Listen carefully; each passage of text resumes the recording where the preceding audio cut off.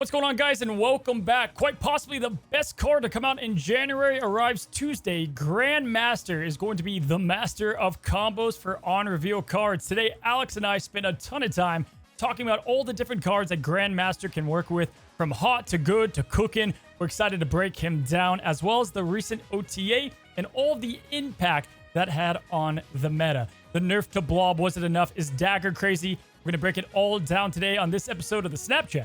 And as always, I am joined by Mr. Alex Coccia. Hello, my friend. We got the brand new OTA. We have probably the best card coming to Marvel Snap this month. Another beautiful, beautiful January week. How you doing, bud? I'm doing great. I mean, you talk about a beautiful January week. Yeah, in San Diego, maybe. What the hell, man? Like, do you know what it's like everywhere else in, like, North America? That is such, like, a San Diego thing to say. It's great over here. How's everyone doing? It's like, well, we're actually kind of frozen in. I believe last week I talked about not being able to get into my personal vehicle because it was frozen shut, Cozy. And guess what? It was frozen shut again this morning, too. So I don't know why you intend to, like, completely just blast us and, like, you know, anywhere, basically everywhere in North America other than San Diego is literally under a frozen spell right now. Well, dude, I'm going to New York. I told you I'm going to New York. I'm actually in New York when this releases, and it's 11 degrees. I'm leaving 70 to go to 11, and so I'll get like a small. I don't even know what to pack. I don't own. I feel so bad for you. I know, man. I don't know how I'm gonna do it. I'm not gonna survive. But when was the last time you were in like a warm weather state? Man, I don't even remember the last time I was in a warm weather state. I mean, no state. I was in New York last year, but that was in February for the Creator Clash thing. Oh, yeah. Actually, San Diego came up at work. One of my friends at work, they recently went to San Diego. And tell me if this is true or not, but they said they went to some place called like La Cove or something. Does that sound familiar? Yeah, La Jolla. Yeah. Okay. La Jolla Cove. And they swam with seals? Did they say seals or did they mean dolphins? Did they swim? They swam with them? That's probably a stretch, but I can't. There's seals, man. This blew my mind. Now it reeks over there, right? Like Mother Nature's beautiful, but it reeks. So you go down La Jolla, dude. It's awesome. You go down this like windy path, right? This is where all the rich people in San Diego live, and there's like 200 sea lions just out on this little coast thing, right? You don't swim with them; they'd hate you, but they're just everywhere. So you can go right up to them because they really don't care. They're kind of like, they could call them like the dogs of the sea, right? But they're like, if Snoop Dogg was a dog, it like just kind of high and chilling, right? That's kind of what they do. They don't do much, but they're awesome. They're loud, and they are there. Yeah. I guess you could swim with them if your guy was like, I don't know, high. Maybe, man, I don't know. I just realized in my head I was picturing a walrus. Seals don't have the tusks, right? Dude, they don't have like they were walrus. That'd be so badass if there's just like a bunch of walrus. They don't have tusks. They're just like, I don't know. Have you been to SeaWorld before, man? You know they got the whiskers. Not really. I have to go to SeaWorld eventually. Can you pet them? You wouldn't want to. I think you could. You wouldn't want to. Like in the Alex tier chart, which I guess we could like redo this a year from like when we did it. But you probably put them around C tier. I have them up there. I think they're kind of cool, but they don't do a lot for society. Anyway, we should start an animal podcast maybe. This is like our 10th animal conversation at that. Go see it though. Pretty cool if you come to San Diego. Check out La Jolla. As far as Marvel Snap, dude, the OTA and Grandmaster. Heck, Grandmaster's going to take up the meat of conversation on this side of the channel just because it's so much topic around this card. And then the OTA, which we were hoping would bring us out of the stale meta. Alex, what are we talking about on your side of things? On my side of the Snapchat, we'll be discussing Meek and giving our final impressions as Meek Week comes to an end. We'll also be discussing the meta MVPs at every cost. And these are cards that are good, fun, and honestly, just no one's complaining about. They're the good cards of Marvel Snap that just make the game so fun to play. And then finally, we'll close out with our Snapchat mailbag. Well, buddy, we're going to hop right into things because we've got Grandmaster, guys. This is the new card of this week. If you're listening, he is a 2-cost 0 power card. Think Adam Warlock. On reveal, move one of your other on reveal cards here, so the location you play him, to the middle location.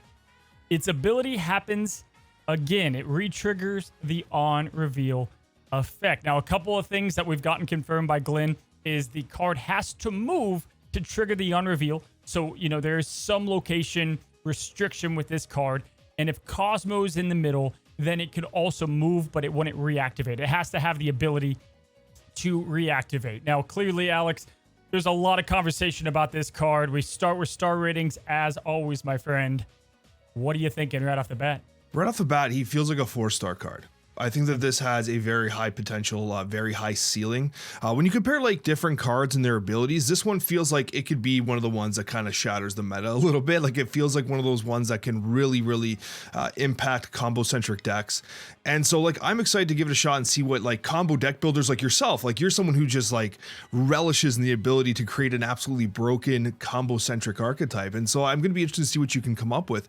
But yeah, I do think Grandmaster is going to be particularly strong. Yeah, so this is, I remember Kyera was like, you're like, hey, I'm going all in. This is my 5-star. This is my 5-star card. The more I do notes on Grandmaster, the more I think he's absolutely broken and has a very small chance to whiff. I just do not see the chance of him not doing well in Snap's meta. First of all, we have a lot of brilliant... It could take maybe like the full week for people to come up with the absolute best deck.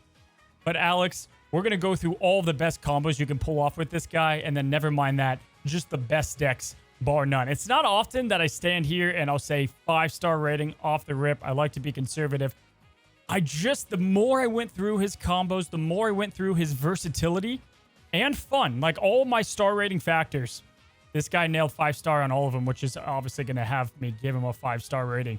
Now you have to see how things work in practice, but like the middle location thing, not too worried about. We saw it with Miss Marvel. There was plenty of ways to, like locations. I know that's a different card, but it doesn't really have too much restriction outside of, let's say, I don't know, like a nowhere in the middle. Cosmo's not getting played all too much. So a lot of things to break down. Now, the way that I did it is I broke down on reveal cards from like the hottest of combos, just with Grandmaster, pretty damn good, and then cook, right? Some cooks, some things that I think would be fun and could work in the right decks. Now, as always, before we get to Grandmaster, before we break down all that, Alex, let's go ahead and talk about the spotlight this week. Now, this is just an added bonus. I think this is hilarious. But if you don't, if Grandmaster seems cool, maybe not your playstyle, you're looking at a spotlight week with Loki and Hitmonkey, which is a pretty damn good week. I mean, obviously the devs now have tripled, quadrupled down that Loki's going to stay somewhat relevant the same. And then you have Grandmaster in that exact same spotlight. So to me, it also screams just a good spotlight week, yeah? I think that like Loki obviously has some of the ceiling taken off him a little bit, right? But still has remained semi-viable, especially in like kind of like the middling ranks and for people that are relatively low collection level. The pieces to creating the best performing decks for Loki right now are relatively inexpensive. You're seeing a lot of like the Devil Dinosaur base shells. So I do think that Loki is a good call for anybody still building their collections. And Hitmonkey, I mean, Hitmonkey's been kind of on the down low lately, but when you have Grandmaster coming out in combo-centric decks, Yep. Hitmonkey becomes a core piece of those combo-centric plays. And like in the past, we've seen Second Dinner pretty intelligently kind of give us pieces to a deck archetype low key, right? You saw it with Lady Deathstrike, and then here you're getting it with Kyera. It was like a high evil package. Yeah. So I wonder if low key in their Loki, I get it. But I wonder if in their testing they had identified that Hitmonkey was a good contributing positive card in the Grandmaster archetype. Yeah, for sure. With Loki, man, I have to just say, I love that, goodbye to the collector, I guess, but I love that Agent Coulson and Devil Dinosaur, like that package is played with Loki, because it feels like you're playing with this deck now that just is like a bunch of cards that aren't your cards, right? And I think that is ultimately like a pretty cool fit for him. And obviously I love that play style. So if you don't have Loki, if you want a cool variant, now it's going to be the time to get it. Let's talk about Grandmaster, though, dude. There's so much. It's almost that I feel like we could kind of go all over the place on where to start. And so I was thinking, let's just kind of combine the first two subjects here and talk about the combos and the on reveals, as I sort by on reveals in the background, that are going to probably be the most formidable. And then we can talk more about the decks and places that we see. Now, first of all, Alex, I don't know about you. I would trade an entire month of new cards to get rid of this stupid favorites tab bug. Dude, isn't this the most annoying thing ever? I can't stand it. It's so annoying. It happens on PC, it happens on mobile, and we just had a patch. It wasn't fixed, and it's like it'll be up, like it'll be highlighted, like, hey, your favorites are selected. It's like, no, they're not. They're not selected. Yeah, right. So okay, man. There's so much to go through. I want to kind of ping pong back and forth, but let's start with just like what he is, right? He's a 2-cost, which in my opinion, 2-cost cards, they kind of work so perfectly because they can be played on curve very well, but then also on that ever elusive turn 5, right? We have a lot of good 3-drops in the game, so playing him in turn 5 can feel really good. And so 2-drop naturally just a great cost to be at. You know, we have things that can discount that to 1 and 50% cost cut it, everything like that. Obviously, the first comes to mind is things like Ravona, but we'll get there. Dude, I got to say, right off the bat, if you're looking at a 2-cost card, these are the hot cards. These are the ones immediately I think are going to work really well. Starting with the hood. Now, this is such a not crazy one, but I just want to kind of break it and start it down here so that people truly understand just how easy and quick this guy can kind of get out of control, right? So you play the hood down turn 1, you get a demon. Turn 2, you play Grandmaster on the left side wherever you played him, and then boom, you get 2 demons for the 1 hood. 2 demons, 1 hood. That's a huge, huge power swing for not doing a hell of a lot, right? So very simple kind of place to start it out, man. On curve, right? So doesn't this seem crazy? What are some combos that you think are kind of nutty? And we'll start from there. As you know, like I really like to focus on like what the actual play lines look like when I'm evaluating new cards.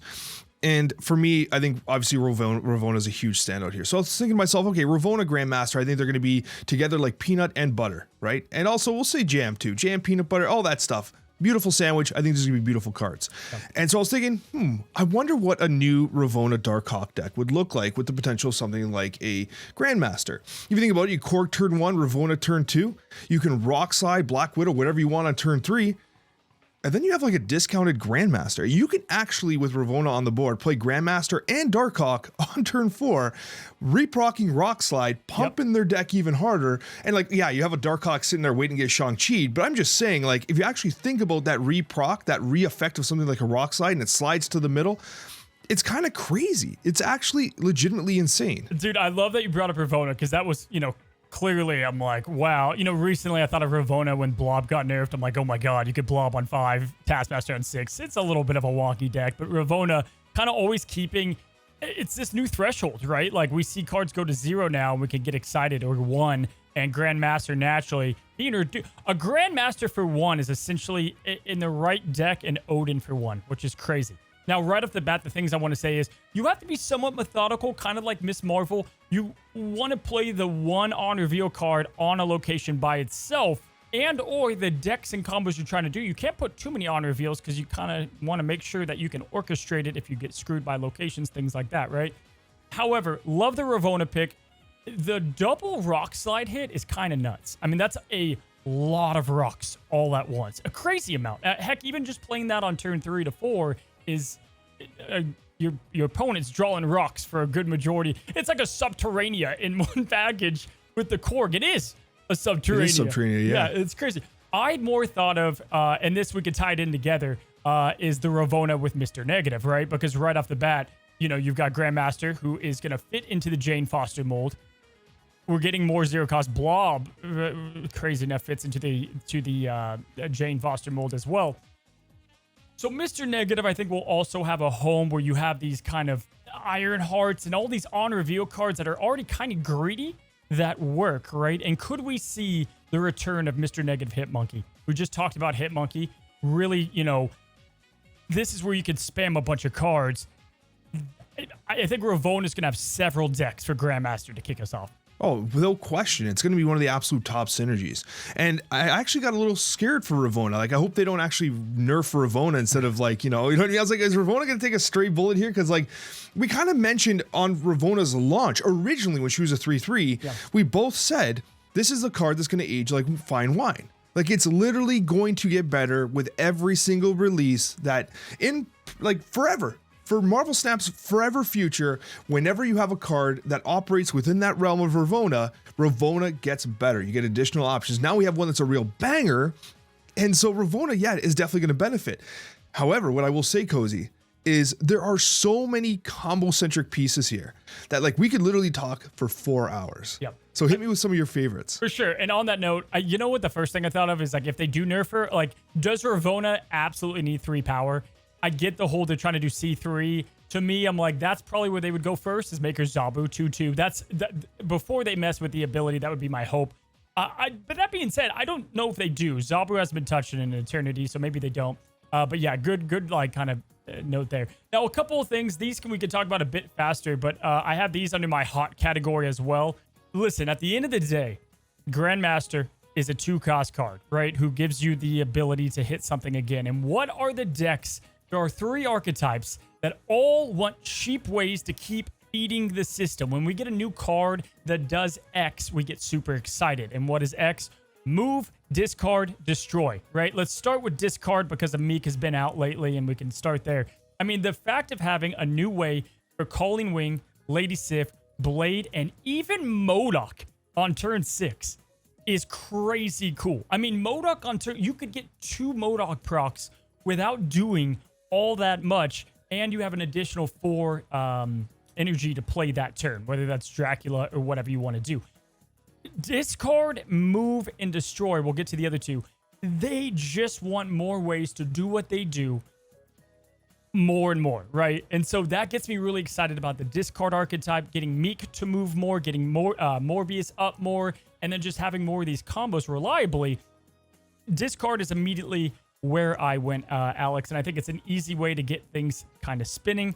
Let's go there, and then we'll get to the other 2 archetypes. I mean, do you see him working really well here? I do see potential there for sure, especially since, like, and we'll talk more about Meek afterwards, but Meek is just showcasing the combo potential of discard as well. And so when you factor in someone like Grandmaster, you can see where the potential lies. And you're right, so many of these archetypes just want to do their thing often and like effectively, right? And Grandmaster is going to do that. And, I mean, I don't want to keep bringing up Ravonna, but there are shells where Ravonna kind of squeezes into discard a little bit because it works with Morbius, it works with Dracula, right? Now you're going to have another piece in Grandmaster. So you start to make this sense of like, okay, maybe I'm not totally crazy, right? Because discard cards tend to be a little overstated for their effect. Like, obviously, like, there's Hellcows and stuff, which I actually really like Hellcow. I've been playing a little more Hellcow lately. I'm like, oh, 8 power, this actually feels pretty good, doesn't it? But yeah, I do like what you're saying here. Any deck that really wants to like do its thing just does it more often with Grandmaster. And we didn't see, like, Absorbing Man, we tried to fit, and when he first came out, that was what we tried to do. We tried to put him in all these decks to make him proc these effects again. It just didn't work because of his cost. 2 cost is a whole nother thing, and I beg that I hope they tested this guy enough so that he can remain 2 cost. I love it at 2 cost. I really hope he does it. His effect seems like a 3 cost effect to me, right? Because it seems like a Mystique kind of thing, but there are ways to stop it. I just hope he stays at 2. But yeah, I mean, even doing something as simple as the Meek deck that I played and made the video on, where you've got Wong, you can play him in the middle, you play Gambit early on the right, then you can send Grandmaster to have Gambit go back in the middle, activate on the Wong a couple times. Really cool. This is why I have him at 5 stars. There's just so many combos and things that your opponent is not going to be able to predict, and he can slot into these archetypes.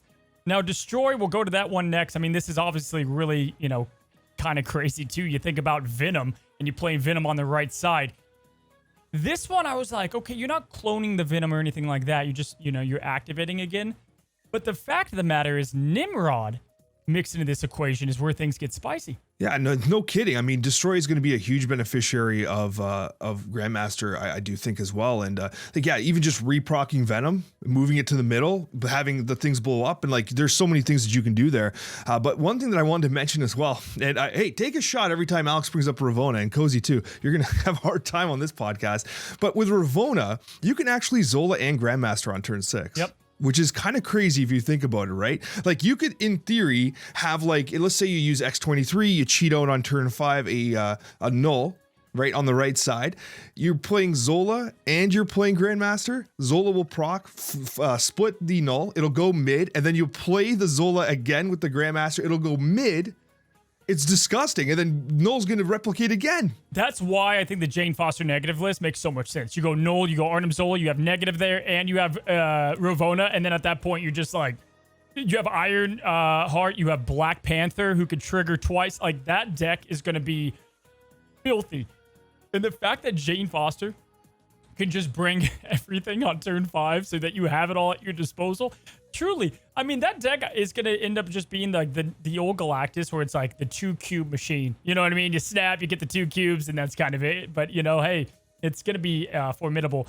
So Venom, I think even just core lists where you have X23, you could cheat out maybe Arnhem Zola early and do the Venom, and then you send Arnhem or Venom. Both those can be really good. Lastly, I think move the archetype. Listen, been playing a lot. Just released another deck guide this week with our Dagger refresh, which we'll talk about more on the OTA review. I mean, dude, being able to replicate some of these on reveal effects, right? Obviously, like Ghost Spider won't work because you're just going to drag the Grandmaster.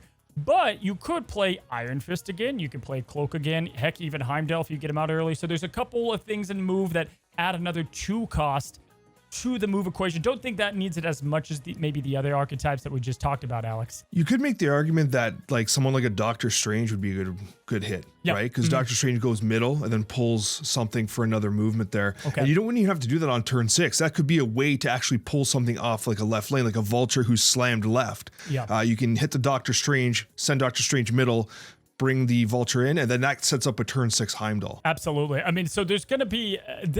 this is probably one of the most interesting cards that we've had since Nico. I actually think it's the most fun card we've had since Nico. Immediately is going to be at the top of my list of just like, any card that can go into any of these archetypes and encourage a lot of deck building is what, just gets me falling in love. And we have Twitch drops coming out the day after he's there. So it's kind of fun, just like a lot of testing will be done for this guy. And on that shameless plug for Alex and I, go check us out. We will be, I'm sure, Twitching the drops, dropping the Twitches. But okay, next up, man, this is where things start to get a little wacky. We're still in the hot section, by the way. We haven't even gotten to Great and Cook. Dude, I think the Jane Foster Thor package could get kind of crazy. I think Thor would end up potentially really liking this guy because what you can do now is you can either trigger Thor down on 3, Grandmaster, you get 2 of the hammers, then you Jane on 5, you get both those hammers back. Or, and this could be played with Hitmonkey, it could be played with Wasp, Yellow Jacket package, that deck that was floating around for a while. Or you just do it to Mjolnir and then you do it, right? Like, this seems stupid combined with the new card coming next week, Beta Ray. Call me crazy. I mean, I don't know, Nate. This seems silly to me. I had it as a hot card. In those Lockjaw-based packages, you're likely to have the opportunity to try to make some magic happen with Grandmaster to some degree. And something like a Mjolnir, reprocking the Mjolnir would be interesting, especially since you can do it in tandem with one another, right? You can play Mjolnir, play the Grandmaster, knock it on over. Yeah, there's definitely going to be combo potential there. I don't know if it's as high as the Destroy. Like, I get really excited thinking about Destroy, but you're definitely right. There's potential here as well. I mean, reactivating any of this stuff, I don't know about you, but if I'm playing this deck and I have the Odin and I get to re-Odin a Mjolnir, it just feels so crazy. And the fact that I get to do that for not that much investment, even getting the 2 of them with Jane Foster, 2 hammers seems really strong with Hitmonkey. Now, we talked about Hitmonkey. Grandmaster's a 1 cost, so you have Ravonna, but on the same vein, dude, there's no way that Sarah doesn't absolutely love this card too, right? A Sarah control list where you have an on reveal built into that package a little bit that would absolutely love to use Grandmaster as a 1 cost card, no? And I'm thinking more specifically the Hitmonkey package, yeah? Yeah, no, absolutely. And like with Sarah, you mentioned it prior, it's a 50% discount. It's a 50% discount on a 2 cost. And then the beautiful thing about Sarah is you're designing that deck to combo with pretty much everything else. Yeah. And so you're going to have this opportunity to like lay down some serious power. And the thing about Grandmaster is it's an extremely inexpensive activator. It feels like how do I explain this? I have kind of felt like it's like this out of sequence like Absorbing Man, where like you can kind of set up your board state from a macro perspective to be like, hey, I'm gonna play this Grandmaster, and it's like Absorbing Man, but I didn't have to play the next card the way Absorbing Man does, right? And I think that Sarah, because of the way that you can kind of zoo out on a turn and the way the card reveal is gonna happen, you can kind of control what's gonna reveal that second time, which I think is really notable. Because to be fair, right, he has 0 power, but the thing is, there's so many great on reveal cards that have 0 power or like 1 or 2 that you don't really care about the power of the card. You love the on reveal ability, and he's just giving you that, right? And so that's where it feels really solid. You're not getting stats, but you're playing it for nothing. Now, dude, I did my homework this time. I'm in love with this card, so I'll keep going. You do your homework every time. Come on, Cozy. Dude, big time. Like this is like one of my favorite cards for months that have come out. So I have a lot down as the hot category. Alex, this is where I think we might see a new breed of Silver Surfer. Now, I don't want us to get too crazy, but I do want to just talk about where I think he fits in. A couple of reasons. First of all, 2 cost. You know that's such a great cost for Surfer because of turn 5. I mean, the best Surfer ever was when we had a card that wanted to be played on turn 5. That was a 2 cost in tandem with everything else happening, right? And on top of that, you have Sarah mixed into that on turn 5 that you could reutilize them. So let's kind of break that down. Now, where I think this could change some things is obviously my head immediately goes to, let's say, Brood, playing this on curve. You play Brood on the left side, you Grandmaster, you send the Brood to the middle. Now you have 2 lanes of Broods. We've seen that song and dance with like Absorbing Man before. However, there are so many on reveals with Surfer that I feel like it's like you got to pick and choose because you got to play him in different lanes to make sure that you have the proc.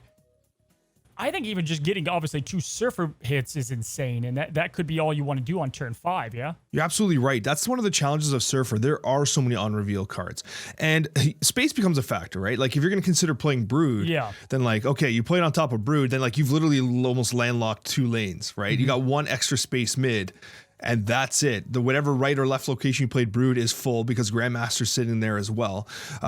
And the thing about Brood too is like to do that, you'd have to set up your board state with Brood already present, but often Brood in Surfer's played on turn 6 as like the kind of like an uppercut. You know, that's kind of the surprise. Hey, I'm winning this lane. And you didn't know I was going to do it.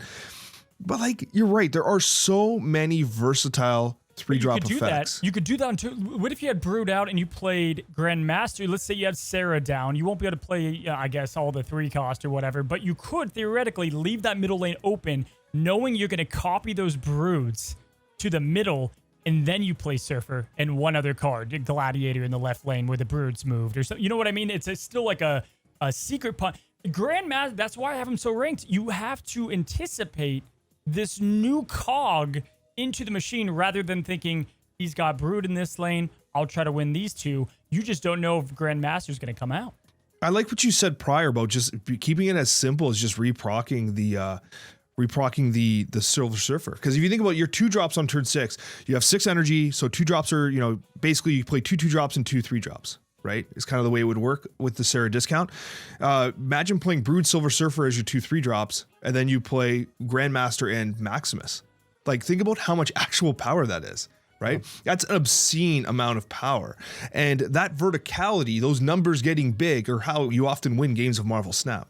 Yeah, no, it's truly, and there's a lot of deck building to be done. And that's why I think like the first day we'll have some good decks, second day, really good decks. And then we're going to start to refine them to make combos that are just absolutely filthy. I don't know why I'm thinking of it. Maybe because he's silver. A random topic to bring up. Does your wife have a Stanley Cup? Do you know what a Stanley Cup is? Yeah, like, no, we never won the Stanley Cup. No, the hockey Canadian, have you seen those giant water cups kind of things? Have you seen these things? It must just be an American trend. You haven't seen these Stanley Cup. Be thankful you haven't. They're $60. I have no idea what you're talking about. Oh the only God. Stanley Cup I know is in Toronto right now. They're horrible, dude. Okay. There are these. I don't know how to explain it. The listeners, you know what I'm talking about. It's this phenomena in the US that's just terrible. It's like an $80 cup. Anyway, moving on. I thought about it. Why would anyone spend $80 on a cup? Like it's like a mug, like you drink coffee out of? Dude, you could kill a man with it. Number one, it looks like it weighs like 80 pounds, but people are like trampling like the old school Black Fridays before you could get it online when people like trampled each other for stuff. The same thing's happening with these Stanley Cups. And I don't. Do you guys have Yetis up there? So I just looked it up. We have Yeti. This just looks like a water bottle. It is, but they're essentially huge. a water. They're massive. People are going crazy about them, and I don't understand. Every now and then, there's like this trendy item that I just. There was a pink edition apparently for Valentine's Day. Not even freaking February yet, and people were like killing each other for this thing. What? I know. Crazy. I'm glad you don't have this. I'm glad that Canada has decided to be Stanley free. This is for the best. Man, like, listen, I don't understand that. Like, I'll fight a man for some Pokemon cards, but like. Some sort of Stanley Cup? No, thank you. Oh, no, uppercut for a Charizard, yeah, but I don't need a steel. Oh, foil Charizard, I'll fight everyone. Yeah, everyone that walks up to me. Take down a grandpa, I don't care. I don't have morals. Dude, lastly for the like kind of hot, really good cards, the last three things I want to talk about. We kind of mentioned Wong, how do we not, in the middle play, things like that. Which I mentioned Wong used to be a greedy card. I think more now he's just like, he's a win condition that, you know, if they don't have Cosmo. I was going through the costs and I was working my way up. Obviously, if you're going to 6 costs, you got to start having wave, Doctor Doom, even Odin early. You could do something crazy with that. Spectrum, Arnim Zola, those are the ones that stood out. Hey, I don't know, turn 5 Valkyrie into turn 6 Valkyrie again. You're having 2 lanes? You're having 2 lanes set to 3, Alex? I mean, that seems busted, no? I wonder if there's like a C3 deck that runs Bast to get Grandmaster to 2-3, and then you basically proc Valkyrie on the right and then reproc it on the middle and then just basically defeat their 2 locations, right? That's totally viable. Like, I don't think that's crazy because those decks don't run a lot of on reveals. Yeah, you'd very easily stack the right with like Mystique and Cerebro, right? And like, so it wouldn't really matter. Yep, and then you got Ravonna in there to continue to discount the cards that you want to, and C3 is always just like, it's good. The stats are never going to jump out of the page because I think it's a harder deck to play, but definitely I think Cerebro 3 has a good chance. Lastly, on the hot section, this is where I was like, man, I already have a hard time playing this deck, especially when I'm like streaming. I feel like Beast and Falcon could get really, really out of control.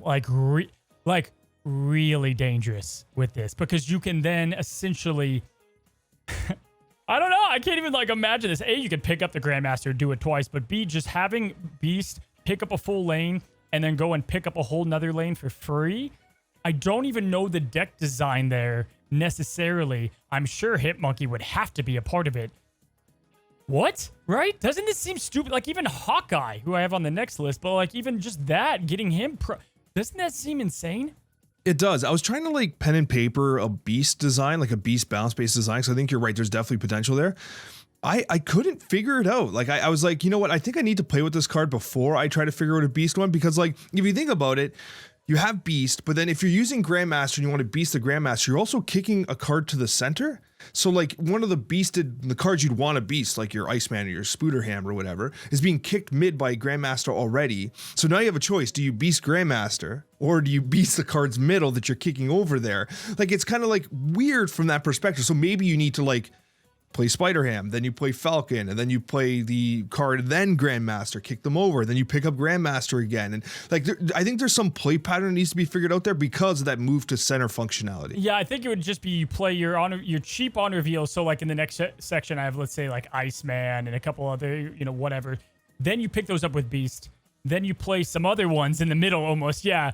And then you play Grandmaster on the Beast. He goes and picks those up. And then you have all these with a Hitmonkey potentially.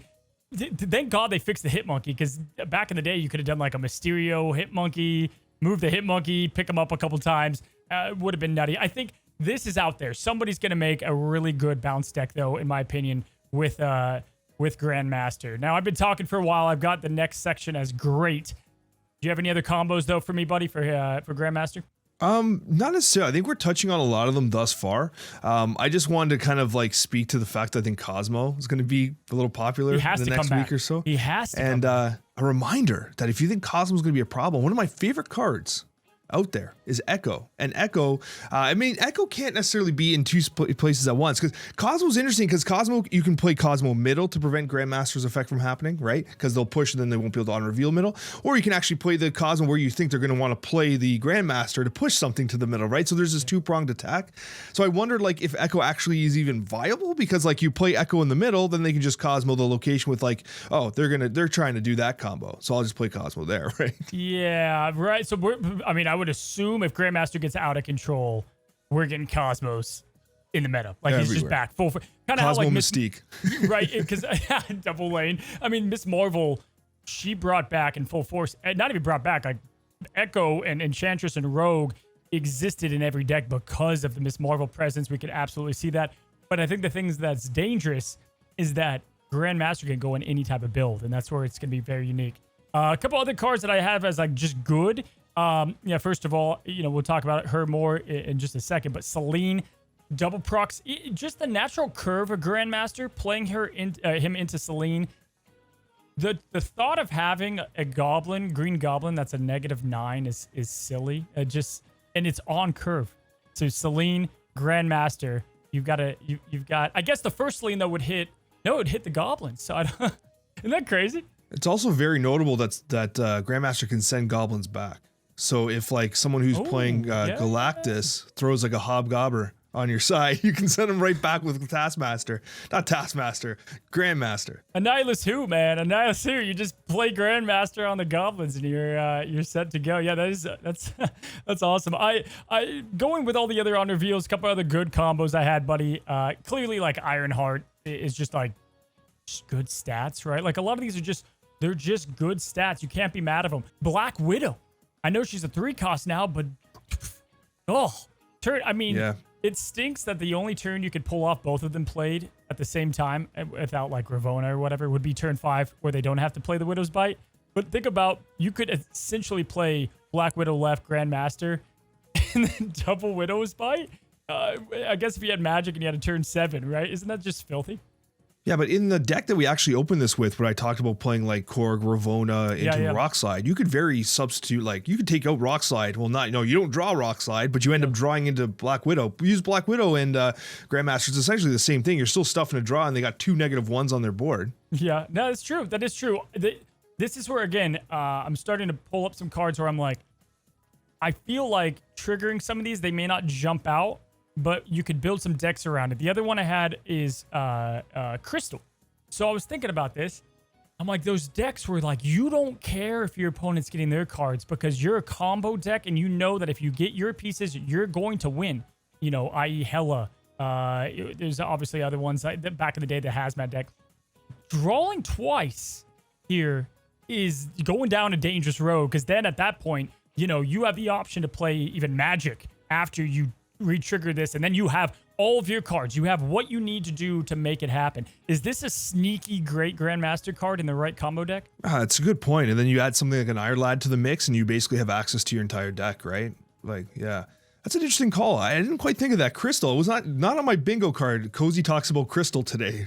You just wanted a reason to bring up the best pixel variant in the game, by the way. I did, dude. I did. I went through every on reveal and I was like, okay, triggering these twice. Like, what could they do? Other shout I've got outs. one for you. Well, hit me. Okay, listen to this. Here's the line. Storm turn 3. Grandmaster Lizard turn 4. So Lizard going into the Storm location. Turn 5 Vision. Turn 6 Doctor Doom. You have 2 flooded locations. GG. It's pretty cool. It's kind of like, it's similar to like the Legion combo, except it's a turn earlier. Oh, I like this. Even like even Nebula turn 1, you know, you could just be done. Like you just maybe even Havoc if it works into that. You just have what you need. Well, I guess Havoc would hurt your chances, but yeah, I mean having cards that just build up. Obviously Jet Beam back in there.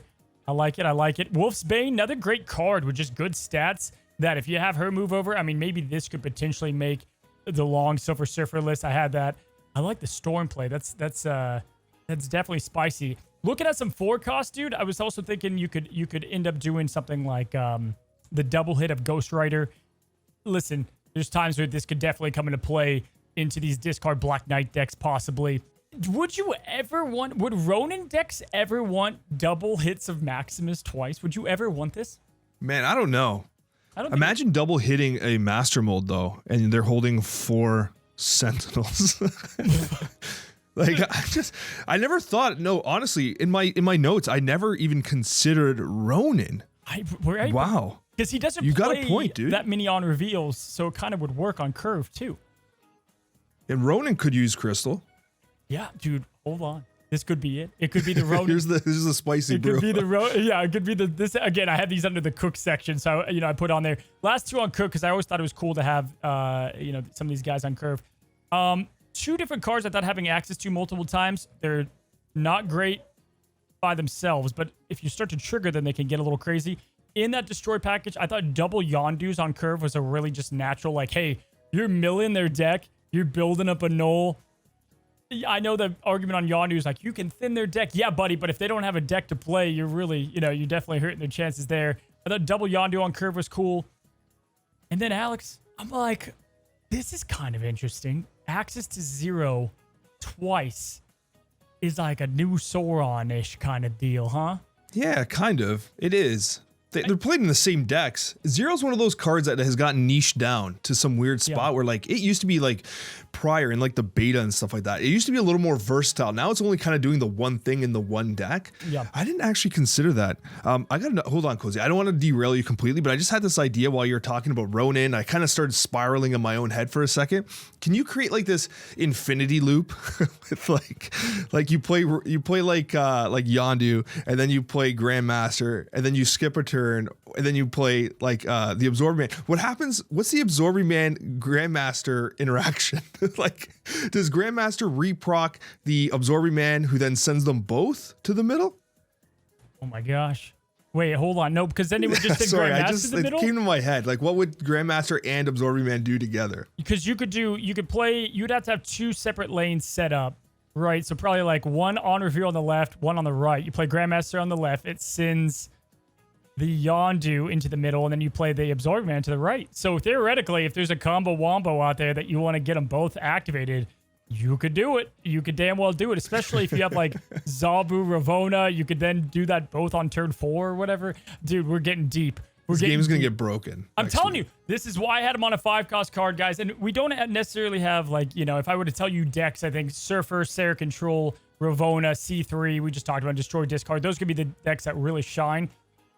But this is truly going, if we wanted we wanted this OTA to open things up. If you want a card to do the same thing, look no further. I think Grandmaster is just one that you want in your collection, guys. I think this is one you absolutely go for. Time will tell. I guess let us go and test it out. I don't see how this flops, man. I really don't. Yeah, no, it looks like a tremendous card. And no matter what, like I think it's going to be one of the ones you want to target in your collection for sure. And if you don't have Loki, I mean, the Spotlight Cash, I think, is a roll, right? Loki's going to be fantastic. And situationally, Hitmonkey has been... Actually, there was a time Hitmonkey was one of the best cards in Snap. Let's not forget that. Yeah. Hitmonkey used to be one of the absolute best cards in Snap. So we're only just slightly removed from that. So it's a strong Spotlight Cash key week as it is. And Grandmaster looks like it's going to... Like, we've been talking this whole time. It's like 40-something minutes. And it's just combos with Grandmaster. I'm gonna say Taskmaster nonstop. Just him though. Like that's the thing. Like we haven't even gone into like the deck play and where you can get things happening because I think there are so many options. And anytime we've seen this, you name it, Blob, Ravona, Nico, it's cards that work in any deck. Iron Lad, we're begging people to get it because you're going to want it. You're going to see how I'm already future comments. Here we go. What do I replace Grandmaster with? Absorbing Man, and you have a terrible deck. I mean, like, there's not going to be a correct answer to that. I think replace it with deleting the deck. Yeah, exactly. So this is, let this serve as probably your advisory of a very, very, very good card. But we're going to have to wait and see on that. Now, let's go ahead and transition to, I can't wait, by the way, to talk about him in review the next week, just because we're going to be, like, on the other side. Like, holy shit, what happened? What was that last week in Snap? That was wild. I can't believe it's a 1-star card. Yeah, I know. Oh my God, he flopped. We're terrible. I quit. It seems kind of impossible he's going to flop. I don't see it. Yeah, I don't. Famous last words. Famous last. Let's talk about the OTA, buddy. We had a lot of cards changed. We were hoping this would bring some change. I guess we go ahead and can start at Blob, who was notoriously hit the hardest per se. That was the only nerf in the bunch. He is now a 6-0 from the 6-4, buddy, and he has the 15 proc line. What do you think about Blob? What did this do to the card? It's funny because like there's been so much like discourse about Blob right now. People are like, Blob's dead. LOL. And other people are like, Blob's not dead. He's fine, right? And he's fine. Let's be honest, he's fine. And as of recording, I know there's a ton of experimentation and like negative and stuff like that, which is funny. How many times have you talked about, like Cozy specifically always talks about Mr. Negative and anything dropping to 0 power automatically becoming a relevant negative card. And the first thing that happened on Thursday, I go to stream and nonstop Blob negative and all this stuff, right? So people were kind of brewing there, which is nice to see. But honestly, the card, I think the nerf is intelligently designed. It's so what they did was they basically reduced its ceiling, kept the variance, which is what made Blob powerful, right? Like you didn't quite know how big it was going to get. Because of the way like the stones work, it's more likely to be closer to 15 in Thanos, but if you happen to hit like a good example is like a Red Skull into an Infinite, it'll actually go all the way up to 34, right? So ultimately, I think the change was warranted. Obviously, this was a meta warping card, and I guess time will tell if it does enough or if it was too much. Yeah, so it's two fronts on that. First of all, I do think we've seen a trend of like new cards getting nerfed, and I definitely get the frustration there. And I think, the line's got to stop. They definitely have to do better. I think they know that. We know that. No question there. Maybe I played a lot of MOBAs growing up. The one thing I have to say is like the comments that I see of people complaining that the card's like bad or dead or like I can't believe I just bought. Like it's so good still. It doesn't. This isn't Elsa. This isn't whatever. It's like when Loki got nerfed the first time and people were so mad about it. I had to make a tweet. They were so mad about it. And it's like he reigned for how long? 5 months more? Like 4 months more? Same case, Blob is still really good. If you can get him off, he's going to do a lot and his power's through the roof. So I think you still have a great card, and they did one of the few things they could do to make him still good. I think they did. And spoiler, the Thanos deck is stupid good still. It's like insanely good. It didn't drop at all. You know what I mean? It's not like a bad deck now or anything like that. And let's bear in mind that things change rather fast in Marvel Snap. It wasn't so long ago that Soulstone got nerfed, and people were declaring Thanos just dead. People were like, Thanos is done. How do I refund this card, right? And the next thing you know, Blob comes out, like blah, blah, blah, blah, comes out, and the deck rises back up again. And listen, time's gonna tell for sure. Yep. But I do think the change to Blob was pretty good from a standpoint of game design too, because now they have an additional dial. So that 15 or more power dial gives them something else they can tune if the card's still a little high. They can change it to 12 to give them another proc above. They can do a lot of stuff to change the way the card can impact the future of Snap too. So they added a dial which can help it kind of rein it in if required. They've been doing that with like Dracula or Galactus, like where they can they've made changes, and then they've made a change to make it a lot easier to say. This is our second only time where we've had an ability change in an OTA week. So much so that I was like kind of taken back from it. I was like, oh yeah, I forgot they do that. So definitely, one thing I liked about in the notes, kind of tucked away in there, was when they brought Destroyer up to a 16, which good to see him back, man. Good to see this guy back to a 16. They talked about just power for 6-cost cards, and they're trying to really kind of bring that back to be equalized a bit. And I think that's important. I think Destroyer was kind of just the beginning there, but definitely want to see, there's no reason this card shouldn't have been 16 power. We waited how long for that to happen, but definitely good to see Destroyer go up there. We'll move the conversation to Hercules going up to 7 and Dagger going to 0 power, but getting +3, man. Did you play any move? Yeah, so I did not get as much time with move yet, right? And I know that you've been banging with move, so I'm actually really interested to hear your side of this. But Dagger seems fantastic. I really like this change a lot. It has this very high ceiling, very, very high ceiling, which I think move needed, and to some degree move always had, but it was so hard to get that ceiling, right? It's the blob factor. It's like, move, hey, look, I can get Human Torch, play Human Torch, and then I, Iron Fist and go Spider, and I Heimdall, and I do all this. I play Hercules, and I bounce them all over the place. I get them up to some decent power level, and then someone just left clicks Blob. Yeah. And gets the same power. True. It's like, oh, come on, man. I had to work so hard for this power, and Blob just went glub, glub, glub, glub, and just got, more power. So I felt for players that were trying to make, Phoenix Force is exactly the same way. You pray for these combo pieces to fall in place, you do, and someone plays Blob and they outpower your Phoenix Force, right? No, so Dagger is super vertical. It's super combo centric. I like it. I like it a lot. And Dagger was low key. Hey, when we had Molt on, months and months ago, Molt was like, hey, Dagger is a slept-on move card, and now it's better than ever, so. Here's the thing with Dagger. First of all, what I love is, simply put, it hasn't evolved yet. We haven't seen it. I've talked about it a couple times, and this is the deck I've been testing on the side. It's this tempo move deck. I'm like, where you don't go all in on the movement package, but just having Iron Fist and Dagger on turn 6 is a 3-cost play, getting 14 power if you do it right? Just 3 costs for 14 power. We haven't seen anything like that. So, and then you can even get that crazier if you had other combo pieces. So just at its core, she is another threat that you needed in move that wasn't your typical Human Torch. Human Torch scaled. It's and it still almost remains the same. When I was playing a lot of it, is if they don't have Killmonger and you're certain of that, you do the Torch route. And then Dagger now is this kind of option 2. Playing Dagger in the middle, and then you torch around, and then you just Heimdall at the end is perfect, because you're getting 2 big lanes. The thing about move that I've seen, first of all, I said it in my video today, we all suck with move. Don't even pretend people are good with move. I suck with move. I thought I was playing good yesterday. I got 9 comments on how much I sucked, and I should have done this, and that. I'm like, you're right. I could have. I didn't even see it. Move is like Cerebro, where like there'll be Cerebro 3 and 2 decks that are so good. I know players that are just like top infinite players with it, but they're like 47%, 50% win rate decks because the masses suck with it. And Move is still that, almost. It's still kind of that. People have to still become better, but this is definitely a cog in the right direction. And Dagger's a great standalone card. No question about it. I'm excited to see where Move can go. The Hercules change didn't do all that much. I almost think you're better off not playing him, but he does have some really good ceiling. He can get some crazy things popping off. You don't have to have him in your deck, but I do like that he's 7. I think it's it's like doesn't make sense that they ignore 2099. Like why? He got a buff in a week, man. Not even. And then 2099, this guy's just begging for life at this point, yeah? I bet you 2099 gets changed to it destroys the highest power card in the lane. I bet you that's what happens. And I wonder if it does it for both players. I don't know. I think Spider-Man 2099 probably needs to change at some point.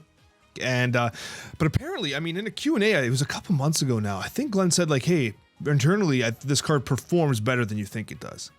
Which is notable, but for every time I've played, it feels terrible. For me, 6 power seems like such a dead stat line. Like if you go to the 6 power cards, if they don't have a great ability or another place they belong, they're dead. Like Thing, okay, you have high evo. You know Stegron ain't played that much. Namor's not played all that much. Iron Lad, good ability. Drax, garbage. White Queen, kind of power crept at this point, right? So you look at 4 6s and they're bad. They're just bad cards, and so they need an ability that really makes up for it.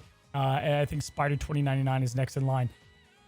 Listen, we have like back-to-back OTAs now, where cards that we've been begging for them to get buffed have finally got it. I don't know. I feel the same about Elektra as I did with Punisher. Kind of just like, oh, cool. Got the power. C2. Still not the best C2 play, I don't think.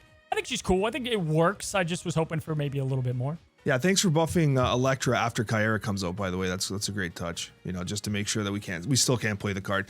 Yeah, but it's kind of irrelevant. But again, it's I don't want to tilt Cozy, but it's obviously protecting the new player experience. Like very clearly protecting the new player experience. He's already upset, guys. Look at his face. He's angry. But yeah, like it's kind of a meaningless buff unless they completely change the card. I don't know.